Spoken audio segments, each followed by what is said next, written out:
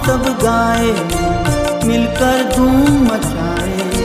Caval नाम के हीरे मोती चारों ओर बिखराए। हम कायम पंथी, हम कायम पंथी, हम कायम पंथी। सकल जीवन की कैवल पद आसी, गुप्त उपासना प्रकट नहीं प्रकाशी। करु जेहि गुप्त उपासना सबकी, अली अग्रवत भय जेहि जब की। ज्ञान संप्रदाय आद्य स्थापक धीमन धर्म धुरंधर कैवल कर्ता के पाठ यौन जगत और जगत में बसे हुए सभी ज्ञानी पंथियों को ज्ञान से ज्ञान गंगा बहलाते हुए कहते कि सकल जीवन कैवल पद आसी। सकल हरेक जीव के जीव मात्र बोलते हैं, संसार का सब जीव है। इस जीव के आशा कैवल पद पाने के लिए है, कैवल पद को जानने के लिए है। आप जानेंगे तभी परम गुरु को सही तरह से उपयोग, परम गुरु का स्वरूप का नॉलेज आप ले सकेंगे। इसलिए सकल जीवन कैवल पदासी, कैवल के आश्रय ही सब जीवन चलता है। और कैवल का जिसने आश्रय, कैवल के पास जिसने अपना स्वरूप का जो नॉलेज ले लिया, तो परम गुरु के पास एकता कर सकता है। इसलिए सबका जीवन कैवल ने सबको दे दिया है। परम गुरु बीच वाले माध्यम में है, पर कैवल से सब क्रिया चलती है। परम गुरु ने सब घाट रच लिया है, सबके प्रणव में परम गुरु का वास है। पर परम गुरु से आगे कैवल कर्ता का साथ है, कैवल कर्ता का आगे का कैवल कर्ता ने रचा है सब सृष्टि। इसलिए बोलते हैं कि सकल जीवन कैवल पदासी, सकल का जीवन अखा विश्व में, सब संसार में, सभी का जीवन में कैवल पद की सब आशा रखते हैं। और कैवल पद पाने के लिए सब अलग अलग अपनी अपनी क्रियाएं करते हैं। पर परम गुरु कहते हैं कि ये क्रिया कैसी कैसी करते हैं, सब वो पाने के लिए और परम गुरु को रिझाने के लिए अंदर में वो कितने उसमें अंतर में उसका जो बोलते हैं कि जो अंदर में जो परम गुरु को अपने अंतर की जो जिज्ञासा होने के लिए कहते हैं कि ये सब कैवल पद कैसे पाया जा सके और कैसे आप पा सकेंगे और कैसे आप उससे अलग रह के परम गुरु को पा सकेंगे। इसलिए पहले बोलते हैं कि गुप्त उपासना प्रज्ञ जब प्रकाशी, जो गुप्त उपासना है, जो गुप्त उपासना का जो अंतर का जो भेद प्रकाश हम करके आपको दिखाते हैं। अंतर का जब प्रकाश नहीं होता, अंतर में वो क्रिया नहीं होती, तब तक परम गुरु का जो अंतर का ज्ञान है वो प्रज्वलित नहीं होता। इसलिए प्रकाश से प्रकाश की ज्वाला निकलती है। ज्ञानी से ज्ञान होता है, ध्यानी से ध्यान होता है और प्रकाश से प्रकाश होता है। और जब अंतर का प्रकाश होता है तो परम गुरु का जो अंतर की जो ऊर्जा है वो तभी बाहर निकल सकती है। ऐसा समझ लेने का। और उसको परम गुरु कहते हैं कि प्रगट नहीं हम प्रकाशी, गुप्त उपासना प्रगट नहीं प्रकाशी। करूँ जे गुप्त उपासना सबकी, सब उपासना तो करते हैं पर कैसी कैसी उपासना करते हैं वो उसको समझ है नहीं। इसलिए परम गुरु कहते हैं कि कैसी कैसी उपासना करते हैं उसको समझ जाते हुए परम गुरु कहते हैं कि हर लोग धंधा करते हैं तो धंधा वाला धंधा करते वो उपासना करता है, अपना रोजगार चलाता है, वह भी उपासना है। जो किसान होता है वो खेती करता है और खेती कर वो भी उपासना ही बोलता जाता है उसको। आगे भी कहते हैं कि जो पंथी वाले होते हैं, जो पंथ में रहते पंथ के नीति नियम प्रमाण पर वर्तन करते हैं, उसको भी उपासना किया जाता है। और आगे भी कहता है कि कोई मजदूर लोग होते हैं जो मजदूरी करते हैं, वो भी अपनी मजूरी कर कर वो भी उपासना करते हैं।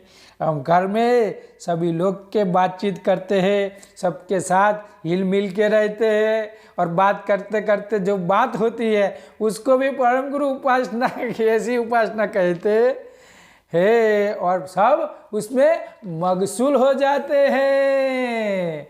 आगे भी कहते हैं कि जो पहले के जमानों में के जो राजा थे वो राजा राज्य करते थे, उसको भी उपासना बोला जा सकता है। कोई नौकरी वाला है, हर रोज नौकरी जाता है और घर पे आता है तो वो भी उपासना किया जाती है। आगे कहते हैं कि योगी पुरुष योग करके अपनी सिद्धि प्राप्त करते हैं, वो भी उपासना बोला जाता है। सन्यासी होते हैं, वो सन्यास लेकर संसार में बाद ध्यान भजन करते हैं, उसको भी उपासना किया जाता है। आगे भी कहते हैं कि सब तीर्थ करते हैं तो तीर्थ में बहु सब फिरते हैं, उसको भी उपासना कहते हैं। सब व्रत करते हैं तो व्रत भी एक उपासना भी है। जप करते हैं तो जप की उपासना करते हैं। ऐसे कोई सच बोलता है तो सच की उपासना, कोई झूठ बोलता है तो झूठ वाली उपासना। ऐसे कोई सो जाता है तो भी उसकी उपासना, कोई बैठ जाता है तो भी उपासना, हलता जाता है, चलता जाता है, फिरता जाता है, उसको भी उपासना। कोई अपना देह छोड़कर परम गुरु के वो स्थूल देह छूट जाता है, बाद में उसकी मृत्यु हो जाती है, उसको भी उपासना बोला जाता है। जिसका जन्म है वो मर जाएगा, ऐसी सही बहुत उपासना परम गुरु कहते हैं कि सब उपासना पूरे जगत के संसार के लिए है, संसारी वाले को। और वो उपासना नहीं है, ये तो खाली अपना जो घर का जो अंदर बाहर का जो उदाहरण है वो चलाने के लिए ये सब रखी हुई है।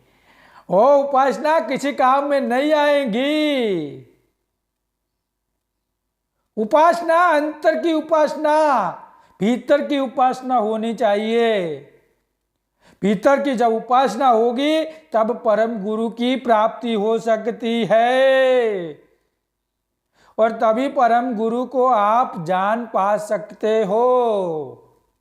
इसलिए भीतर का परम गुरु को आप पहचान नहीं सकेंगे तब तक बाहर की उपासना में आप फिरते रहेंगे और जो अंदर में जो जुड़ने के लिए है वो आप जुड़ सकते नहीं हो। इसलिए अंदर जुड़े रहिए, बाहर तो बाहर होने लगेगा। इसलिए अंदर जुड़ने के लिए ही परम गुरु ने अपना अंतर का स्वरूप, वो स्वरूप के साथ पंचम श्वसन की धारा अपने परम गुरु ने दिखाई है। पर हम बाहर की उपासना में जब तक खड़े रहेंगे तब तक अंतर की उपासना हम प्राप्त नहीं कर सकते हैं। इसलिए अंदर की उपासना जानिए, बाहर को तो इतनी बड़ी उपासना है। इसलिए अंदर का जो उपासना वाला जो अंश है उस पर जानकर आप अंदर में प्राप्त करने के लिए आपका कार्य चलाए। और सभी जीवात्मा अपनी अपनी जो हमने वो आगे वाली जो उपासना भी वो इंद्रियों के आनंद में सब अपने अपने लिए जुड़े हुए रहते हैं और उसका उपासना करते करते पूरा मनुष्य जीवन चला जाता है। और मनुष्य जीवन सही जगह जा काम करने के लिए था, वो बाहर की उपासनाओं में चला गया और अंतर की उपासना यहीं पे खड़ी रही। इसलिए आप अंतर की दशा में स्थिर हो जाइए। जब अंतर की दशा जब आपके अंदर स्थिर होगी, अंतर का जो कार्य आपके अंदर स्थिर होगा, तब परम गुरु की प्राप्ति सही ढंग से होगी, सही कार्य से हो सकती है। और सही धाम और सही काम और ठाम ढाम का उसको पता चल जाता है तो परम गुरु की प्राप्ति उसको तुरंत मिल जाती है। पर जो बाहर वाली जो उपासना करते वो उपासना यही रह जाएगी, यही वो जपात तत्व का है वही पड़ी रह जाएगी ये सब उपासना। इसलिए परम गुरु का अंतर का स्वरूप आप जानकर उसका अंदर का अनुभव कीजिए। अनुभव के प्राप्त बिना आप प्राप्त कर सकते नहीं है। यही आगे की कार्य में आप अपनी ऊर्जा शक्ति लगाइए। आगे की जो उपासना है उसने जानने के लिए आप तत्पर रहते जाइए, जानते जाइए, तब परम गुरु को आप पहचान पा सकते हैं। बाकी इसी उपासना तो अरे दुनिया करती है, पर अंतर की उपासना करने के लिए आपको क्या बोले, हम बोल बोल कर हमका जो अंतर का जो ज्ञान है वो हमको आपको सुना कर हम भी मुखी ऊर्जा शक्ति परम गुरु ने हमको जितनी दी है उतनी हम आपको दिखा के कहते हैं, तो भी हम तो कैसे है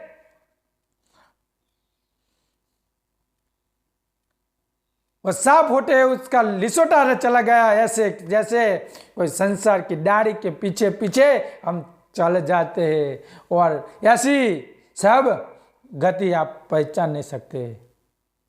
यही परम गुरु की जो अंतर दशा वाली है, अंतर की जो गति प्राप्त करने वाली है, वही परम गुरु की परंपरा गति कहता है।